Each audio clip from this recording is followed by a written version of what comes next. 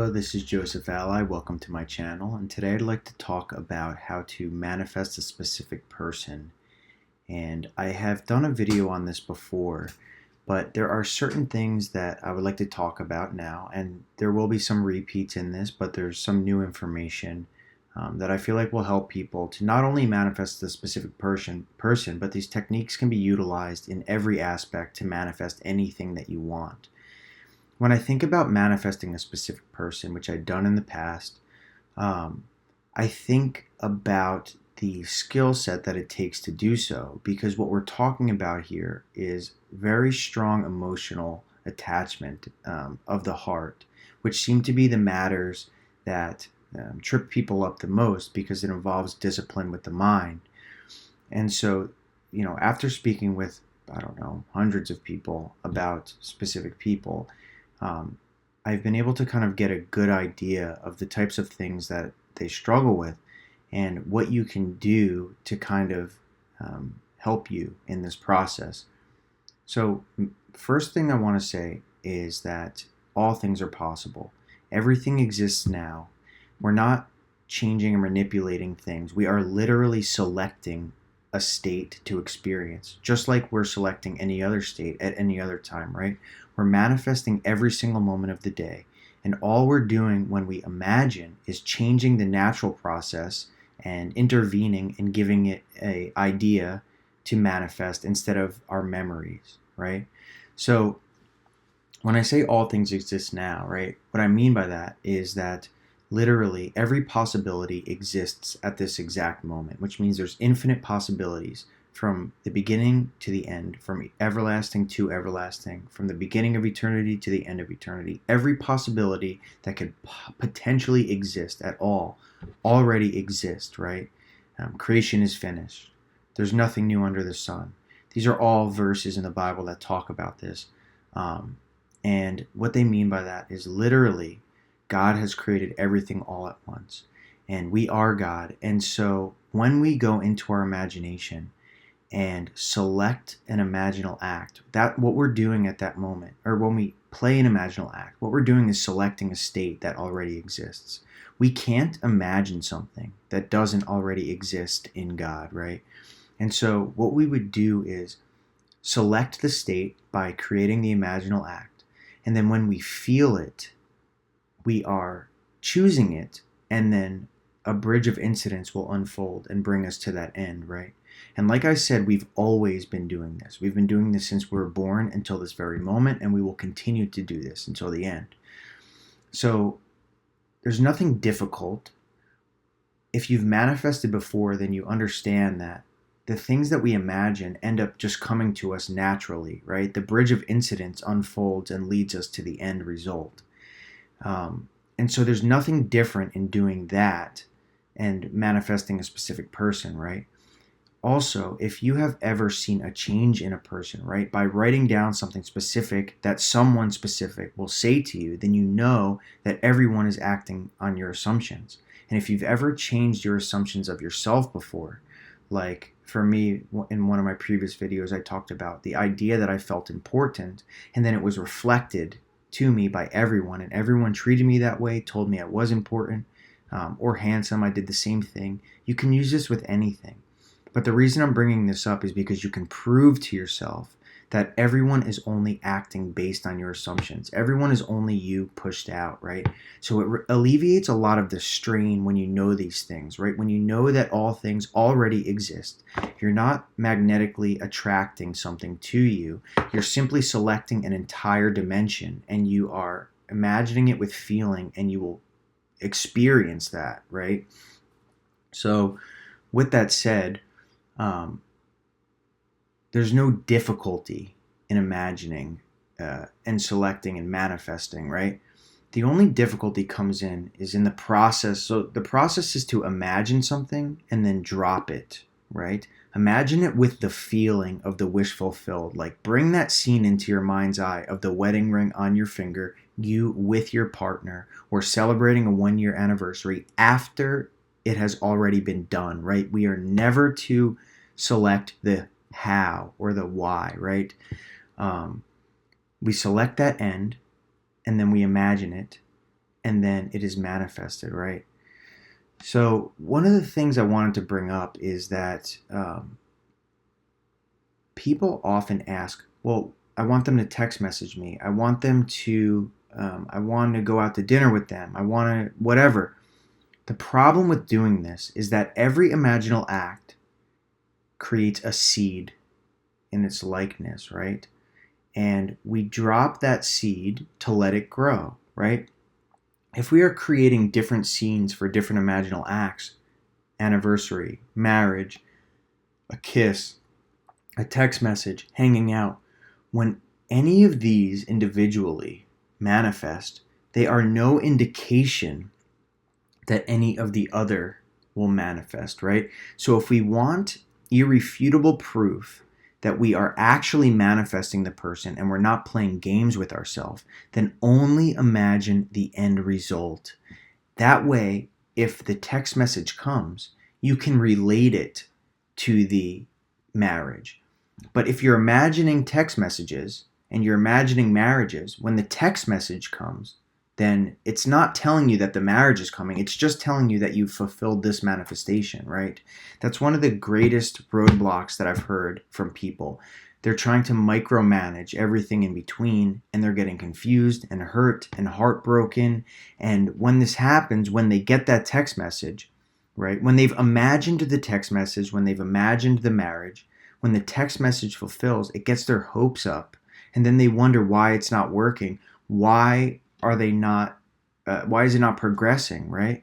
And the reason is just as I described, because we've imagined things individually, right? They're not connected. They are seeds of their own. So imagine only the end.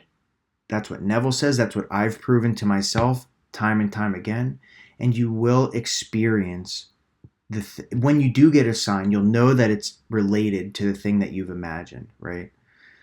Another thing that comes up constantly is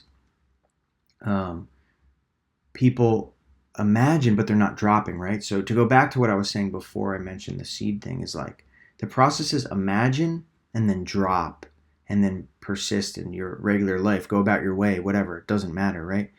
The things, if you've been practicing, which is what I really hope you're practicing, right? And not just sticking with this one thing, right? Using this with everything, being that this is the answer to every solution, answer to every problem in this world.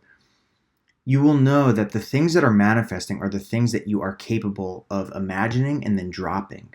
When I say write a list of the things that you want in the morning or during the day, write a list of 5 or so things, and then put it away and forget about it. When those manifest, the reason I am asking you to do this is because you will start to be able to look at your mind when you have done this, right? What have you done when you've imagined those small things and then manifested them? You have thought about them and dropped them. And even with big things, I've done this with big things. You imagine it for a second, it's a fleeting thought, and then you move on, and then it manifests. So we've got to understand that dropping the desire after we have imagined it, and only knowing that we have imagined it so it's coming to pass, that's what we have to know. That is living in the end, is dropping it, letting go of the desire, right? When we are still attached to the desire, that is saying, right? That's us telling ourselves that it is not yet fulfilled, right? Like, it's just like saying, I will be rich, right? That means you're not rich now. And in that same likeness, your subconscious mind is going to create that in this world. It's going to select that state of not being it. And it's going to create more middle ground. So we need to drop the desire. And it's easier said than done when it comes to the matters of the heart, right? Because insecurities, jealousy, fear, loneliness, all of these things have the potential to pop up if you're prone to that sort of thing. And so this is the second thing that I want to talk about, and that is imagining that you are good at suspending your judgment, imagining that you are good at ignoring the senses, imagining that you're good at controlling your mind, controlling your imaginal acts, imagining that you are successful at all endeavors in the imagination, right? Doing this, you will enter a bridge of incidents which will lead you to be that person, right? So have an inner conversation. Bring a scene before your mind's eye where you are perfectly awesome at suspending your judgment, right? Scenes that will make you the person that you want to be, right? Just remember that these things are critical to manifesting, right? That's how you are going to manifest, is by testing this and suspending judgment and watching how everything unfolds, and then looking back and saying, how did I do that? What was the difference between that and this? And I can guarantee you that if you are not manifesting that big thing, it's because either you don't have enough faith in it, right? Which means you haven't tested it with all these different things, or you're not suspending your judgment, or you're not imagining, right? You're not imagining, right? So just remember, like, when you imagine, what you want to do is create, like, outline a scene, right? Neville talks about outlining a scene. So knowing exactly what it is that you want and making sure it's after the desire has been fulfilled. It could be the wedding ring on your finger. It could be a 1-year anniversary, whatever would embody the fulfillment of your desire. And this goes for everything, not just a specific person. And then bringing it into your imagination when you are in a state akin to sleep, which means in a hypnotic state, or when the senses are shut off, right? That's when the subconscious mind is most impressionable. So you go into your subconscious mind by bringing a scene into your imagination and impressing that through emotion, right? You want to look in the scene as if you are looking through your own eyes, not a movie. If you do this, I was just talking to someone literally about an hour ago, and he was imagining him and his specific person married, but he was looking at, like, in a car driving, right? This was his exact scene, and they were headed somewhere. And he imagined this third person from, like, a helicopter view.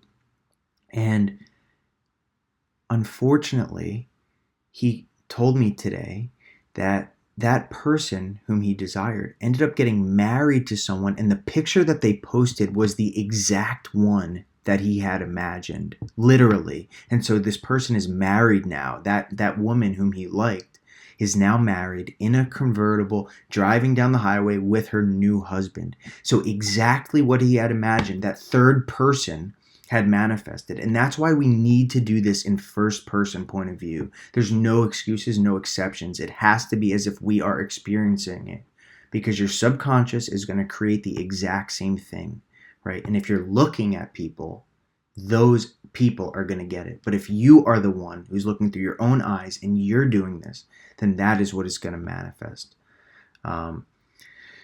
So imagine that you are the person that you want to be. Imagine that you have perfect suspension of judgment, that your manifesting skills are amazing, that you are seeing tremendous results in your life. Have inner conversations with people, create scenes, write it down, whatever it takes, and test this. Test this with everything so you can build your faith, right? Because if you, and just to go touch back on that imaginal thing, when you feel that it's real, when you're looking through your own eyes, bring in all the tones of reality, right? Make it seem real. Persist in it. When your mind wanders, bring it back and continue to imagine.